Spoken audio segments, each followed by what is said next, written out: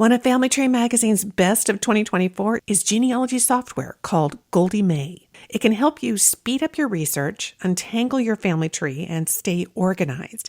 It even has an automatic research log. It does not replace your genealogy programs, but it might replace the sticky notes on your monitor and papers on your desk. All those places you keep your notes and figure out your research. There's lots to do for free, or you could get a discounted subscription at goldiemay.com/Family Tree Magazine. That's goldiemay.com/Family Tree Magazine.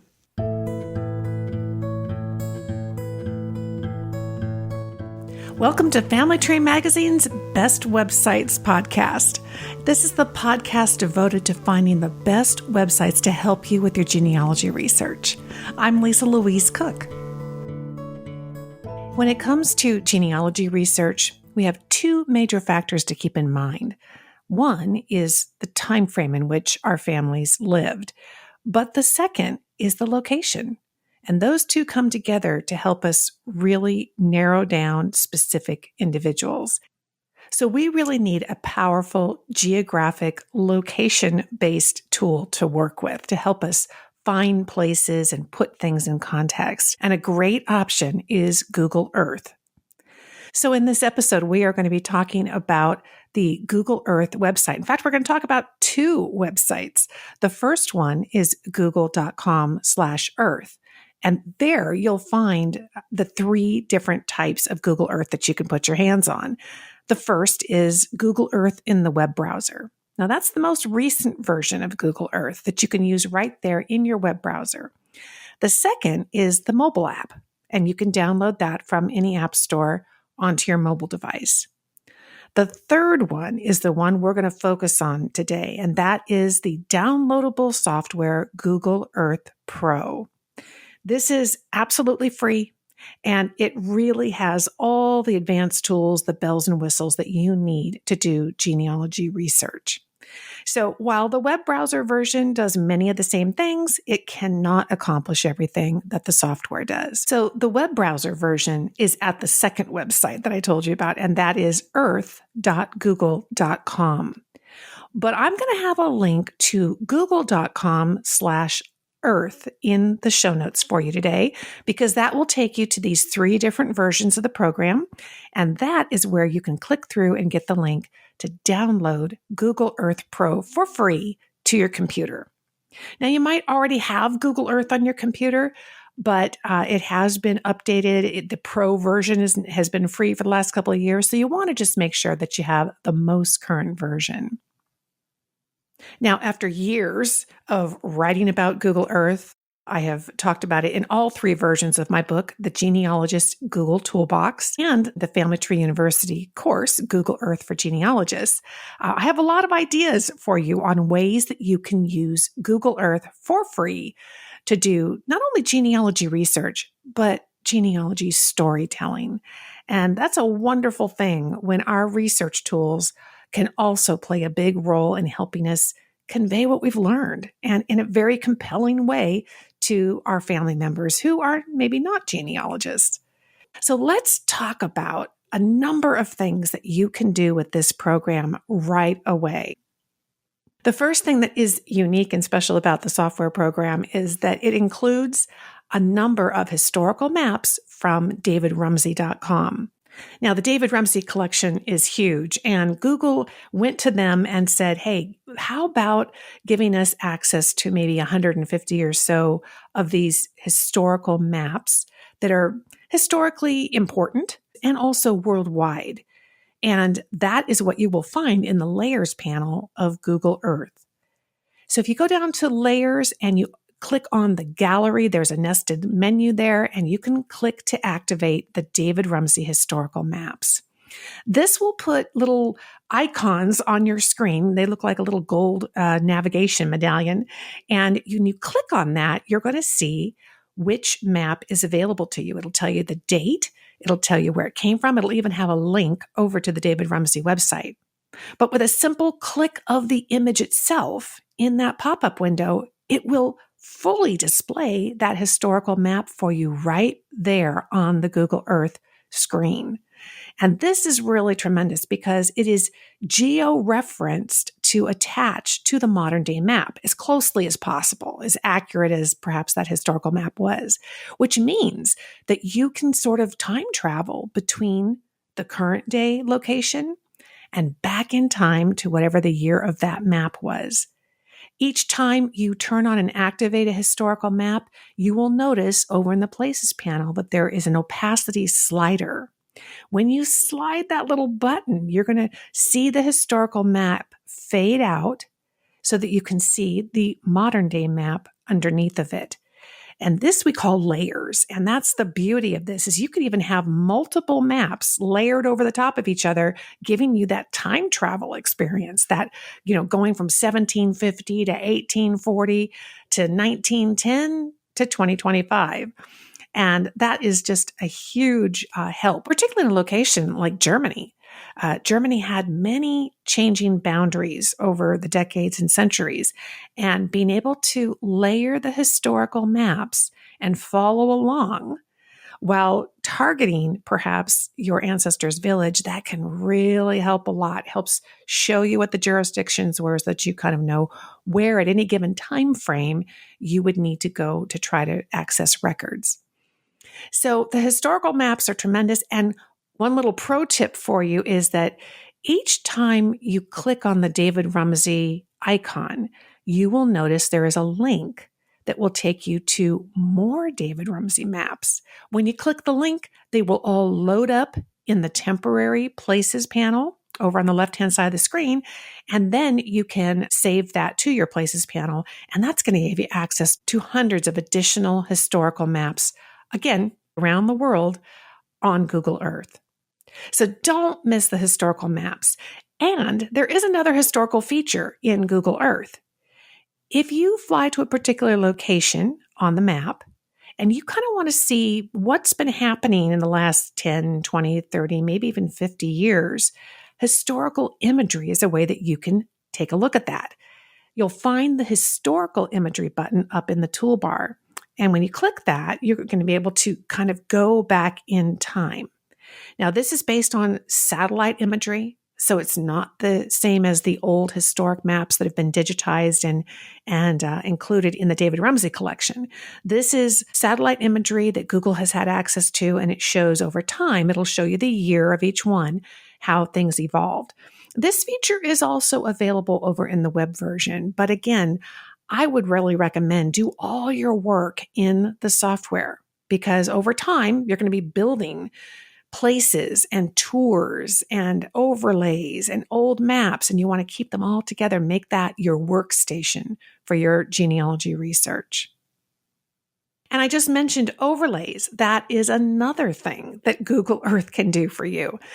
So if you find an old historic map, but it's not part of the David Rumsey collection that's included in Google Earth, perhaps you found a map on another website and it's digitized and you can download it to your computer. Wouldn't it be nice to be able to bring that into Google Earth and include that in your collection? Well, you can do that. You can download that image. You need to host it somewhere online. There's a variety of ways to do that. If you have a little bit of web development know-how, or you have your own website, you could host that image there. Sometimes the website you get it from will have the direct link to the actual image. That image may be a JPEG file or a TIFF file. It would be an image file or a PNG. Many times that's not really feasible, but you can upload it to your own website or another photo sharing type of website, and that will give you a link that you can use and bring into the overlay.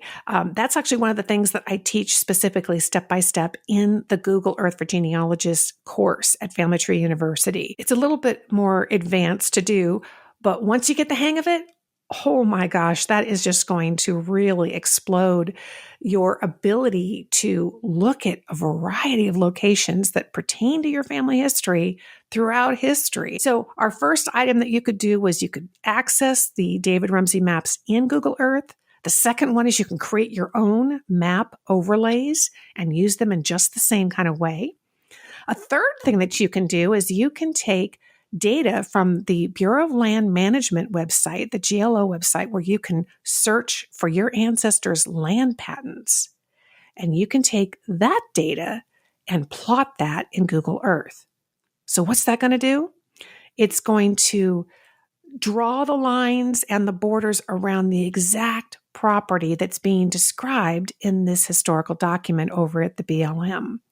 And this, again, is fantastic because you can now visualize where your ancestors' farm was, let's say. And that can make a big difference when you're trying to find records, or you're trying to figure out where did they go next. Because as we're plotting the places where they lived, we're starting to see a story emerge. We're seeing a pattern of the path in which they followed. And it would make sense to look at the terrain around it, look at the bordering counties, look at the bordering states. All of this comes together to help us make decisions and get clues to finding more records and finding more families. So plotting land patents, I think, is a wonderful strategy, particularly for people who had farms and ranches, because they may not have a specific street address. You look at them in the census and you think, oh, there's no address here. There's no way to find where they were. But if you have the land patent or other legal land descriptions, you can plot those in Google Earth. The final area I want to really bring home to you, and this is really the power of this program, is the storytelling ability. So think of it. Over time, you're plotting the different locations where your ancestors lived, where they worked, where they went to school, where they married, where they were buried. All of these things can be marked in Google Earth using place marks, brought together with old maps, surrounded by the outlines of the land holdings that they had. So you're really seeing a story emerge. And while this is helping you analyze your research and find new clues, it's also becoming a pretty compelling visual story. And when we think about, our kids, our grandkids, our nieces and nephews, they're all using Google Earth at usually some point during their education. And so they're going to be familiar with this. And this is a wonderful vehicle to share family history with them. And there's actually two really exciting ways to do it in Google Earth. Again, absolutely free. The first is you can create what we call tours. And I kind of coined the phrase years ago when I wrote the first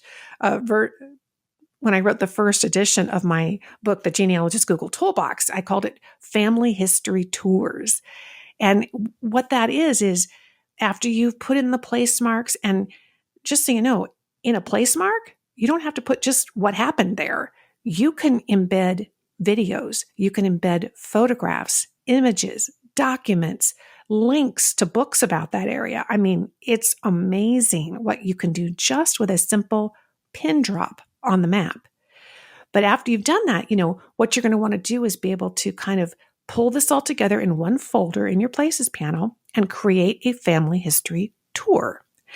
And you can save it, zip it up, save it to your computer, and you could email that to your family members. What they'll be able to do is click on that link. It will automatically open the file in Google Earth, provided they have that on their computer. And I'd say most people at some point have Google Earth downloaded onto their computer. If not, you can also send them a link so they could download it for free first. But it will automatically open in that program because your computer knows that it's a Google Earth type file. It's a .kmz file or a .kml. And then everything that you had put together on your computer is going to be visible to them. But more than that, they're going to be able to interact with it. Before you send that file, you could record a moving tour. So you turn on the record button and you fly from place to place to place, showing the different items. You can even record your voice using a microphone and explain, here's where they went, here's where they married, and show them the different locations. When they click the tour play button in your file, they're going to hear it. They're going to see it. You're going to be moving around. It's a lot like looking at a video game.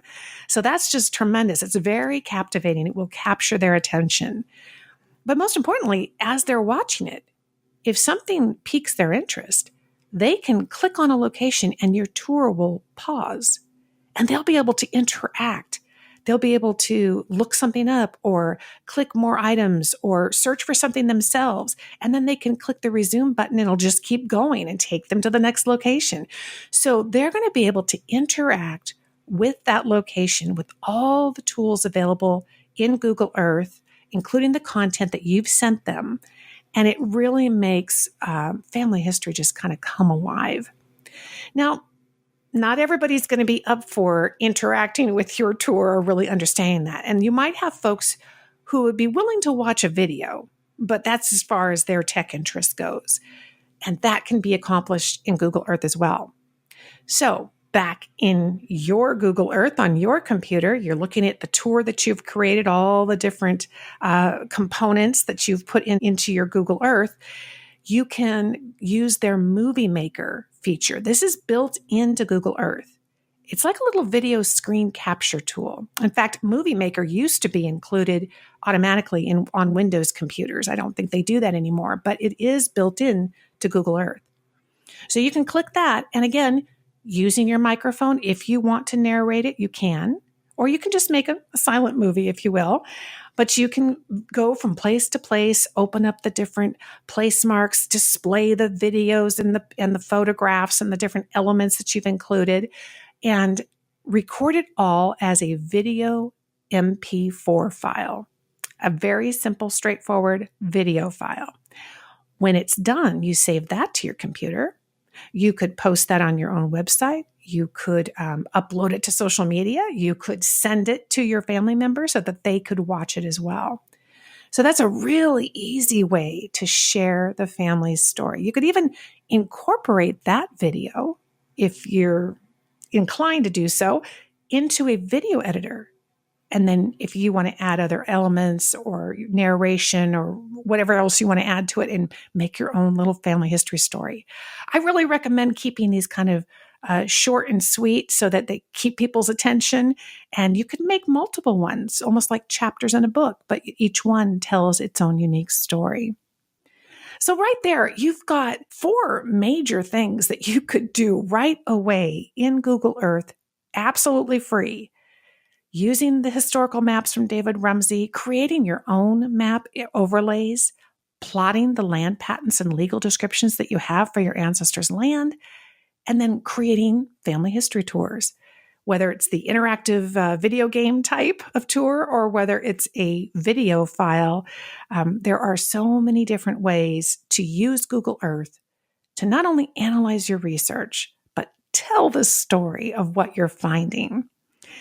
If you'd like to learn more about this, I will have links in the show notes. So the first one will be, I have my book that's available.